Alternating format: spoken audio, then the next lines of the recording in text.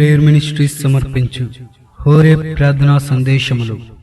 ప్రభునందు ప్రియులైన నిజదేవుని స్వరం అనే ఆధ్యాత్మిక టీవీ కార్యక్రమం వీక్షిస్తున్న మీ అందరికీ మా హృదయపూర్వక వందనములు. ఇప్పుడు దైవజనులు డాక్టర్ డి చార్లెస్ స్టీఫెన్ గారు ప్రసంగించెదరు. వీరు గత 25 సంవత్సరముల నుండి దేవుని సేవలో బహుబలముగా వాడబడుచు విశేషమైన వాక్యానుభవం కలిగి వేలాది మందిని ప్రభు రక్షణలో నడిపించిన అభిషక్త దైవజనులు. వాక్యమును వినండి, క్రీస్తు యేసునందు బలవంతులు కండి. ప్రభువునందు నాకు అత్యంత ప్రియులైన నిజదేవుని స్వరము అనే ఈ ఆధ్యాత్మిక టీవీ కార్యక్రమాలు వీక్షిస్తున్న మీ అందరికీ నా హృదయపూర్వక వందనాలు తెలియచేసుకుంటూ ఉన్నాను. ప్రియులారా, దేవుని వాక్యములో నుండి 82వ కీర్తన మొదటి మాట చదువుకుందాం. దేవుని సమాజములో దేవుడు నిలిచి ఉన్నాడు, దైవముల మధ్యను ఆయన తీర్పు తీర్చుచున్నాడు. ప్రార్థన చేసుకుని పరిశుద్ధాత్మ దేవుని సహాయం వేడుకొని మనము దేవుని వాక్య ధ్యానంలోనికి వెళ్దాం. పరిశుద్ధుడు అయిన మా ప్రియ తండ్రి, మీకు వందనాలు, స్తోత్రాలు నాయన. ఈ సన్నిధి మీది, సమయము మీది. ఆయా వాక్యం వింటున్న ప్రజలు నీవారు, నరపుత్రులందరి హృదయములను బాగుగా ఎరిగిన నా ప్రియ తండ్రి, మీరే ఈ లేఖనము ద్వారా ఇక్కడ నాయన మరి నీ మాటలు వింటున్న బిడ్డలందరినీ దర్శించండి. ఆయా బోధిస్తున్న నాతో మాట్లాడండి, వింటున్నటువంటి నాయన నీ బిడ్డలతో మీరు మాట్లాడండి. ప్రతి ఒక్కరి మనోనేత్రములు వెలిగించండి. పాపమును గూర్చియు, నీతిని గూర్చియు, దేవుని తీర్పును గూర్చి ఒప్పింపచేయండి. పరిశుద్ధాత్ముడా, సత్యములో నుండి బిడ్డలను సర్వసత్యములోనికి నడిపించండి. మీరే ఈ సమయంలో వాక్య స్వరూపుడవై మా మధ్య సంచరించి మీ ఘననామమును హెచ్చించుకునమని యేసు ప్రశస్త నామమునే ప్రార్థించి అడిగి వేడుకుంటున్నాము తండ్రి. Amen, amen, amen. ప్రియులారా, దేవుని వాక్యాన్ని మనం గమనించినప్పుడు ఇక్కడ 82వ కీర్తన మొదటి మాటలో దేవుని సమాజములో దేవుడు నిలిచి ఉన్నాడు, దైవముల మధ్యను ఆయన తీర్పు తీర్చుచున్నాడు అనేటువంటి మాట మనం చదువుతూ ఉన్నాం. సంఘమును గూర్చి ఇక్కడ ఒక అద్భుతమైనటువంటి టైటిల్ ఇవ్వబడింది. బిడ్డలారా, దేవుని సంఘము కొరకు క్రీస్తు ప్రభువారి రక్తములో కడగబడిన భక్తుల సమూహమును ఉద్దేశించి క్రీస్తు తన స్వరక్తమిచ్చి సంపాదించిన ఈ జీవము కలిగినటువంటి దేవుని సంఘమును గూర్చి అనేక అద్భుతమైనటువంటి నామధేయాలు దేవుని లేఖనాలలో ఇవ్వబడ్డాయి. ఆ అద్భుతమైనటువంటి నామములలో ఇదొకటి. అదేంటంటే, సంఘమును ఉద్దేశించి పరిశుద్ధాత్ముడు తెలియజేస్తున్న మాట ఏంటంటే, ఇది దేవుని సమాజం అట. బిడ్డలారా, హిందువులు అందరూ కూడుకున్నప్పుడు హిందూ సమాజం అని వాళ్ళు పేరు పెట్టుకున్నారు. అలాగే ఆర్య సమాజం, ఆయా రీతులుగా వారి వారి పరిస్థితులను బట్టి వారు ఆ విధంగా పేర్లు పెట్టుకున్నారు. అయితే దేవుని లేఖనాల్లో మనం చూస్తే యేసుక్రీస్తు ప్రభు రక్తంలో కడగబడినటువంటి బిడ్డలు, మారు మనసు పొంది సంఘంలో చేర్చబడినటువంటి భక్తుల సమూహం ఏదైతే ఉందో ఆ సమూహానికి పరిశుద్ధాత్మ దేవుడు పెట్టిన పేరేంటంటే దేవుని సమాజము అనే మాట చాలా విలువైన మాట. దేవుని సమాజములో దేవుడు నిలిచి ఉన్నాడు, దైవముల మధ్యను ఆయన తీర్పు తీర్చుచున్నాడు అని 82వ కీర్తన మొదటి మాటలో ఆశాపు భక్తుడు తెలియచేస్తూ ఉన్నాడు. నిజమే బిడ్డలారా, ఇది దేవుని సమాజం. సంఘము అనగా దేవుని సమాజం. దేవుని సమాజంలో ఏది ముఖ్యమో అని మనం ఆలోచన చేసినట్లయితే దేవుడే ముఖ్యం. దేవుని సమాజంలో మనకి ఏది ప్రధానమైంది అంటే దేవుడే ప్రధానమైనటువంటి వ్యక్తిగా, దేవుడే ముఖ్యంగా మన బ్రతుకులలో మనం కలిగి ఉండాలి. పేరుకు దేవుని సమాజం అని పిలువబడి దేవుణ్ణి మనం పక్కన పెట్టినప్పుడు, మనుషులకు మనం ప్రాధాన్యత ఇచ్చినప్పుడు, లేకపోతే దేవుడు ఉండవలసిన స్థానంలో వేరొక దాన్ని మనం మన హృదయంలో కానీ మన సంఘంలో కానీ నింపుకున్నప్పుడు దానివల్ల ఈ పేరుకి మన జీవితానికి ఏ విధమైనటువంటి ప్రయోజనం ఉండదని బిడ్డలారా, దేవుని వాక్యాన్ని బట్టి నేను మీకు తెలియచేస్తూ ఉన్నాను. దేవుని సమాజంలో అనగా ప్రతి భక్తుని జీవితంలో దేవుడే ముఖ్యమై ఉండాలి, దేవుడిదే ప్రధాన స్థానమై ఉండాలి. దేవుడు ఉండవలసిన స్థానంలో డబ్బు కానీ, మనిషి కానీ, లోకం కానీ ఏది రాకూడదని దేవుని వాక్యాన్ని బట్టి బిడ్డలారా నేను మీకు తెలియచేస్తూ ఉన్నాను. నీతి సూర్యుడైనటువంటి యేసునాథుడు మన మీద ప్రకాశించాలి.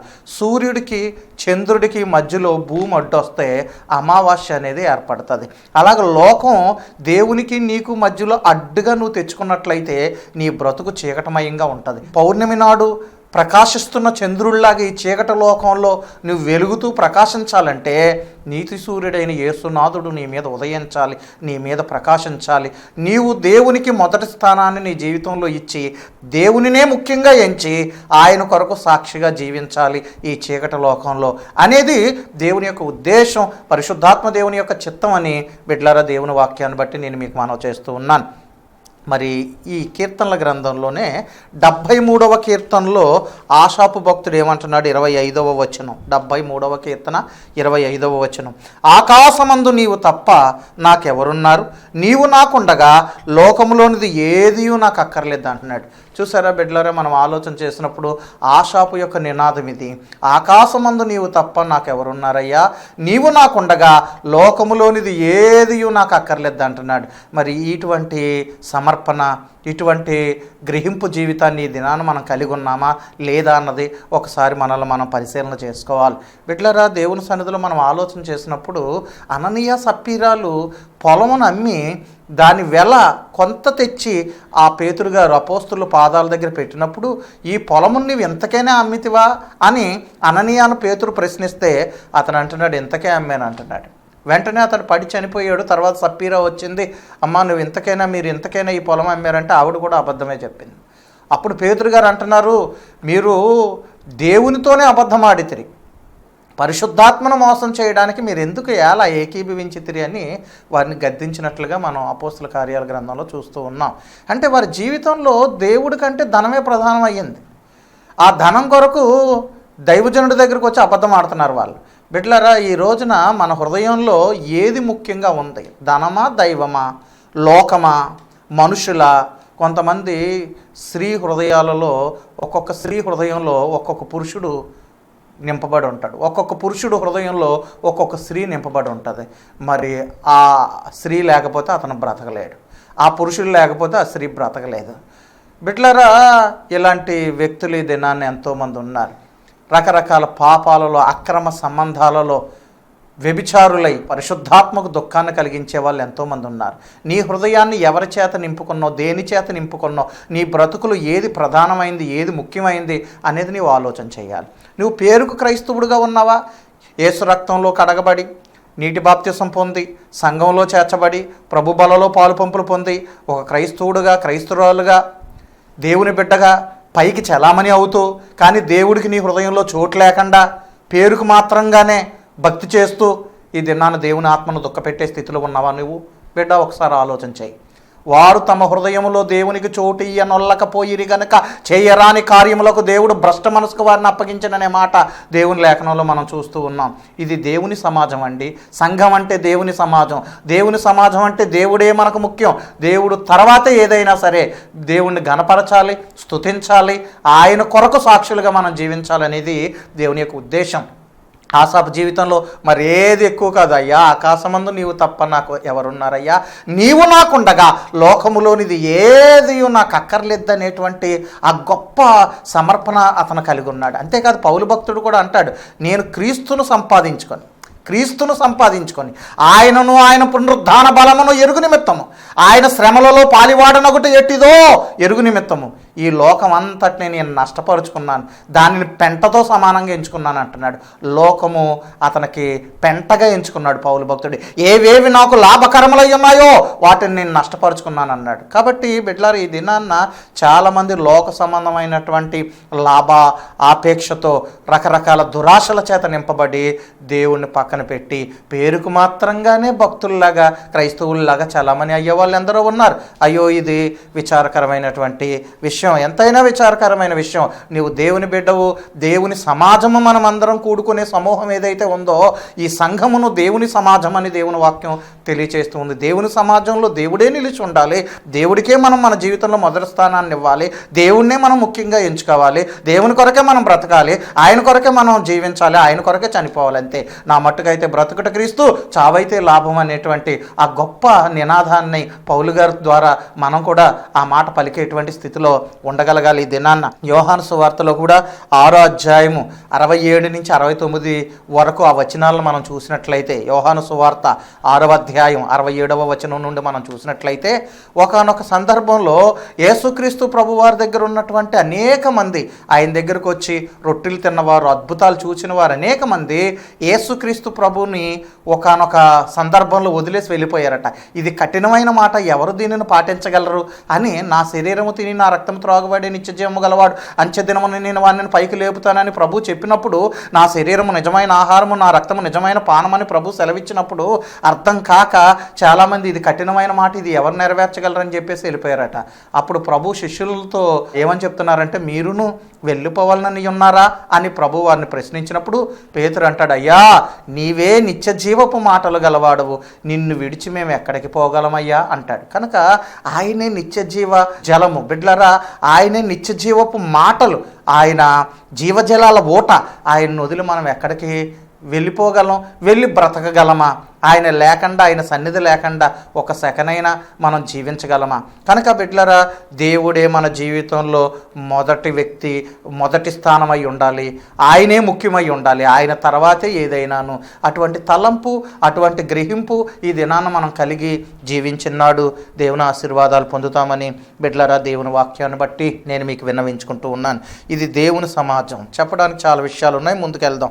రెండవది, ఇది ఎటువంటి సమాజం? ఇది సంఘానికి ఆయన పెట్టిన పేర్లలో రెండో పేరు చెప్తాను, దయచేసి చూడండి. కీర్తనల గ్రంథం 22వ కీర్తన 22వ మాట చదువుతున్నాను. 22వ కీర్తన 22వ చరణం. నీ నామమును నా సహోదరులకు ప్రచురపరిచెదను, సమాజ మధ్యమున నిన్ను స్తుతించెదను.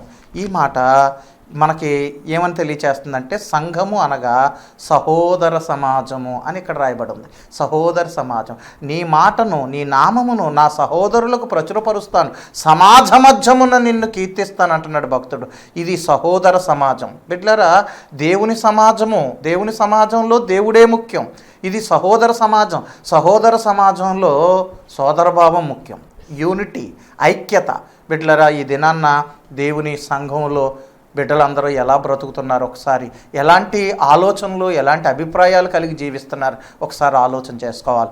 అందుకే దేవుని వాక్యంలో బిడ్డలారా 133వ కీర్తన 1వ చరణంలో రాయబడిన మాట, సహోదరుల ఐక్యత కలిగి నివసించుట ఎంత మేలు, ఎంత మనోహరము అనే మాట మనం చదువుతున్నాం. కనుక ఒక ఐక్యత అనేది ప్రతి విషయంలో ఏకాత్మ, ఏకహృదయం, ఏక మనస్సు, ఏకతాత్పర్యం, ఏకభావం దేవుని బిడ్డలందరూ కూడా కలిగి సోదరభావంతో ముందుకెళ్ళినప్పుడు మనం దేవునికి మహిమ తీసుకురాగలమని దేవుని వాక్యాన్ని బట్టి బిడ్డలారా నేను మీకు తెలియజేస్తూ ఉన్నాను. అనేక సంఘాలు ఈరోజు మనం చూసినప్పుడు సంఘంలోనే ఒకరికి విరోధంగా ఒకరు మాట్లాడుకోవడం, కొండలు చెప్పుకోవడం, తగాదాలు పెట్టుకోవడం, కలహాలతో నింపబడి ఉండడం. బిడ్డలారా, ఆ విధంగా ఉన్నప్పుడు మనం దేవునికి ఏ విధంగా మహిమ తీసుకురాగలం?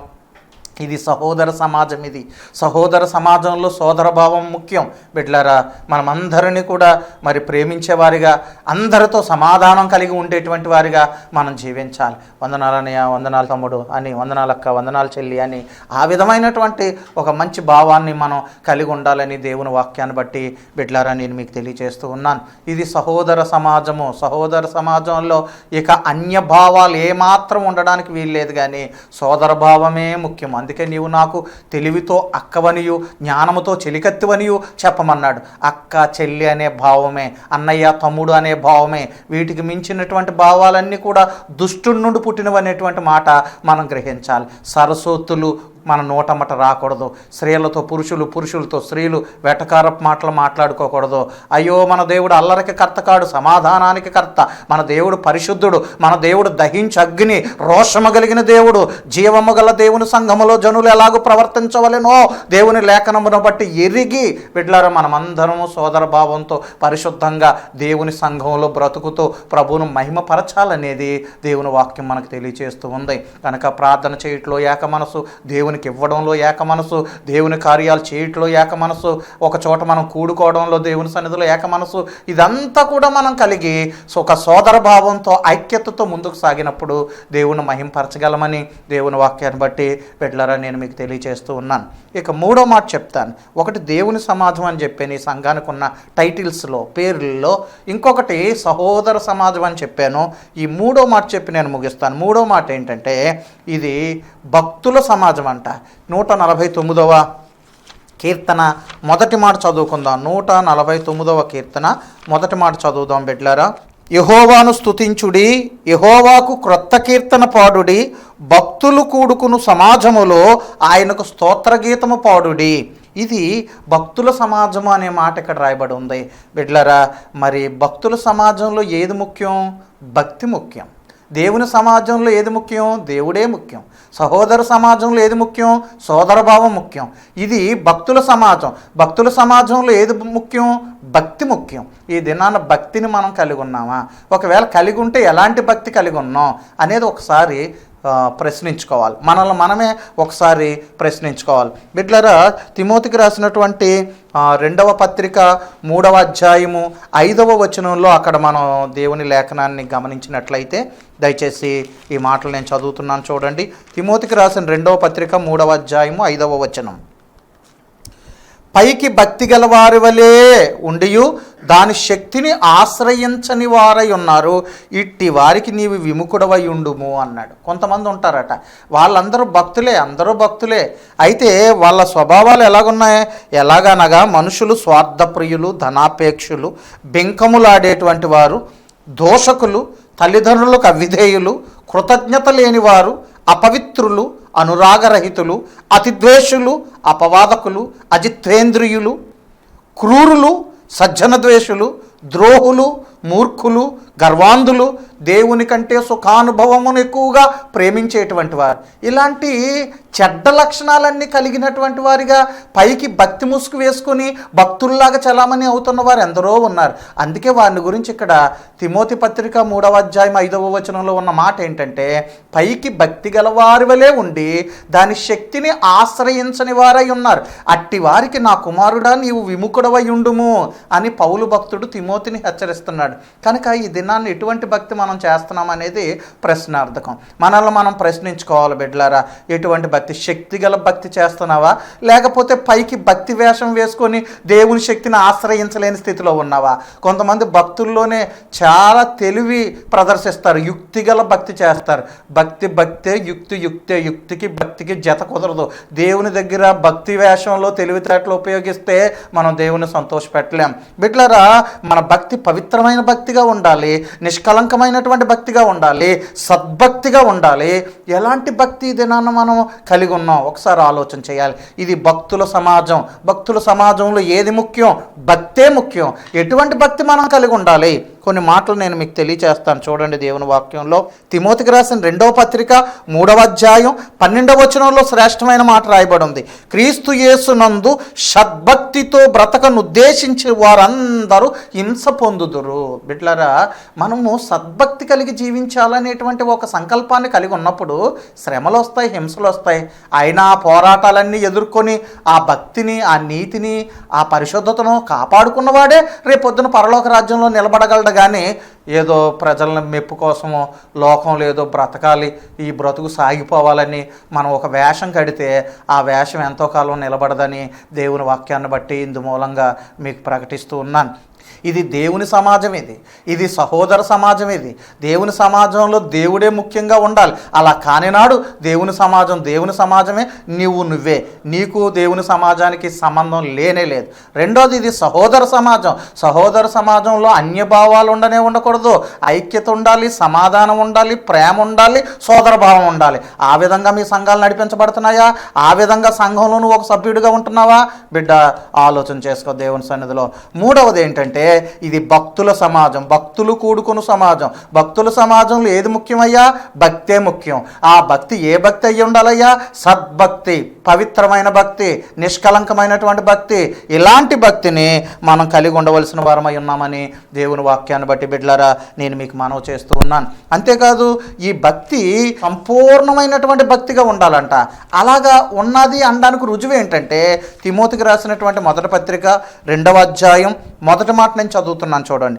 మనము సంపూర్ణ భక్తియు మాన్యతయు కలిగి నెమ్మదిగాను సుఖముగాను బ్రతుకు నిమిత్తము అన్నిటికంటే ముఖ్యముగా మనుషులందరి కొరకు, రాజుల కొరకును, అధికారుల కొరకును విజ్ఞాపనలను, ప్రార్థనలను, యాచనలను, కృతజ్ఞతాస్తుతులను చేయవలెనని మిమ్మల్ని వేడుకొనుచున్నాను అంటాడు. బిడ్డలారా ఇక్కడ మనం సంపూర్ణ భక్తి కలిగి ఉన్నాము అనడానికి, సుఖంగా నెమ్మదిగా మనం బ్రతకాలంటే, మన భక్తి సంపూర్ణం అవ్వాలంటే మనం అందరి కొరకు ప్రార్థన చేయాలంట. నా కోసం, నా కుటుంబం కోసం అనే స్వార్థం పక్కన పెట్టి అందరూ బాగుండాలి, దేశం అంతా బాగోవాలి, అధికారులు రక్షణ పొందాలి, సంఘబిడ్డలు, నా సహోదరులు బాగోవాలి, నా ఇరుగు పొరుగు వారు బాగోవాలి, నా గ్రామస్తులు బాగోవాలి, అందరి క్షేమాన్ని నీవు కోరినాడు.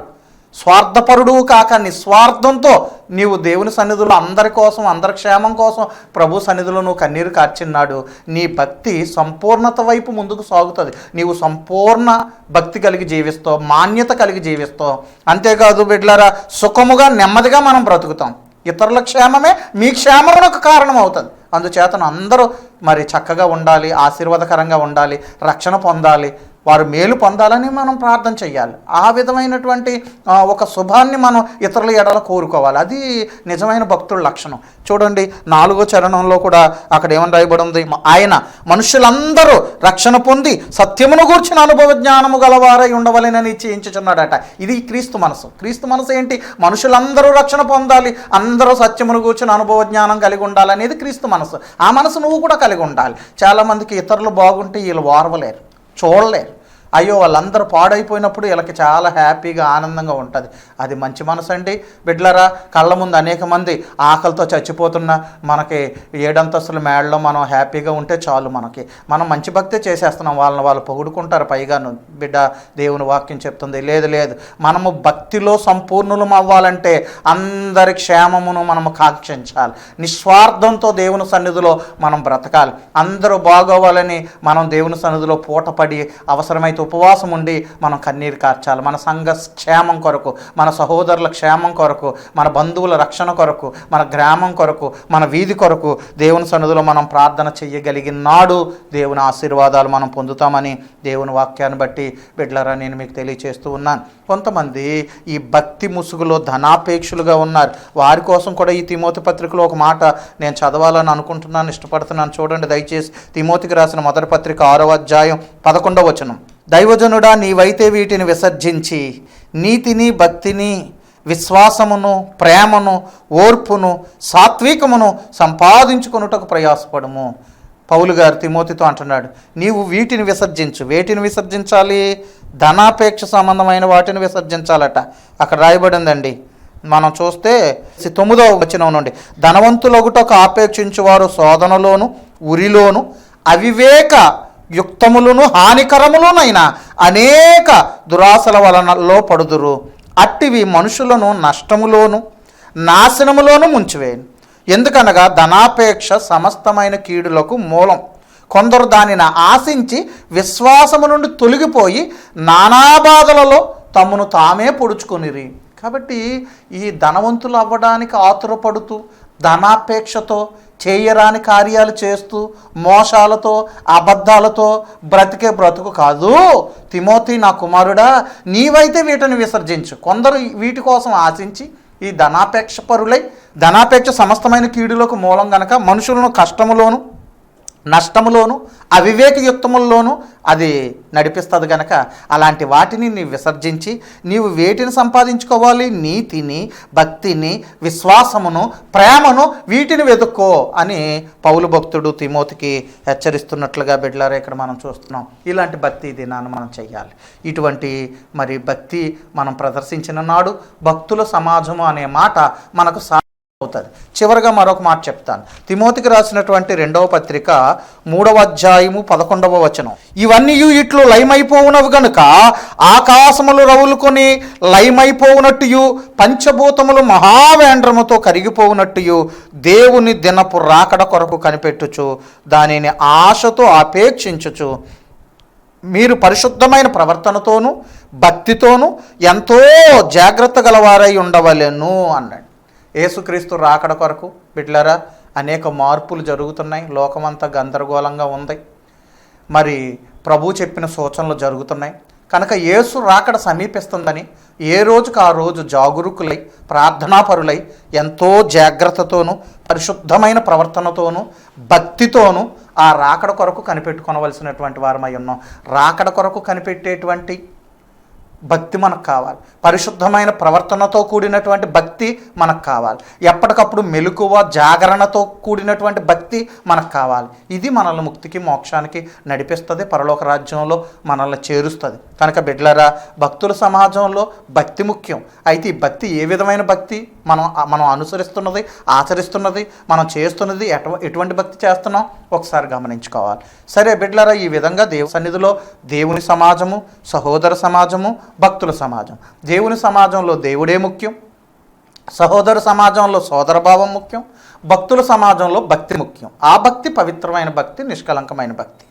యేసు రాకడ కొరకు అనుదినము సిద్ధపడేటువంటి పరిశుద్ధమైన ప్రవర్తనతో కూడినటువంటి యేసు రాకడ కొరకు ఎదురు చూస్తూ మరి మెలకువగా ఉండేటువంటి ఈ భక్తి ఈ దినాన్ని మనం కలిగి ఉండాలి.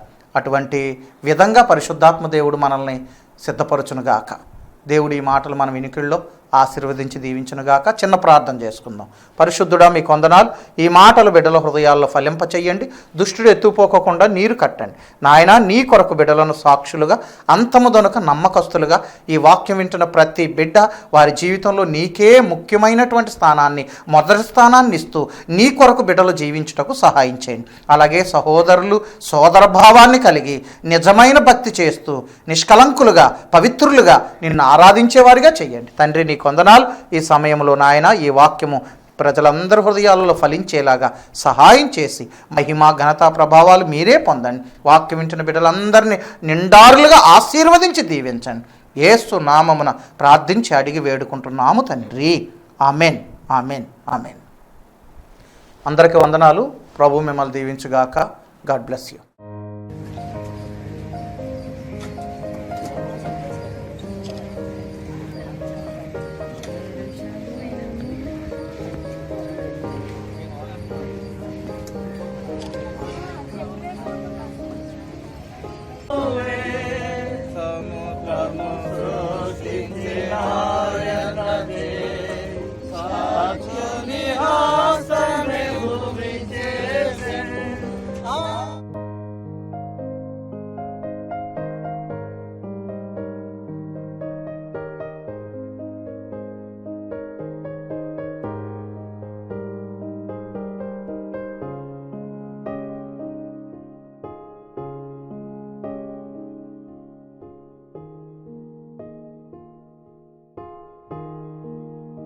మరిన్ని వివరములకు మీరు సంప్రదించవలసిన మా చిరునామా డాక్టర్ డి చార్లెస్ స్టీఫెన్ గారు, ఓరే ప్రేయర్ మినిస్ట్రీస్, బొమ్మూరుకొండ, బొమ్మూరు, రాజమండ్రి, తూర్పుగోదావరి జిల్లా, ఆంధ్రప్రదేశ్. మా పిన్ కోడ్ 533124. మీ ప్రార్థనా అవసరాలకు సంప్రదించవలసిన మా ఫోన్ నెంబర్స్ 9154993333. మరొక నంబర్ 9395117777. మీ అందరికీ వందనాలు.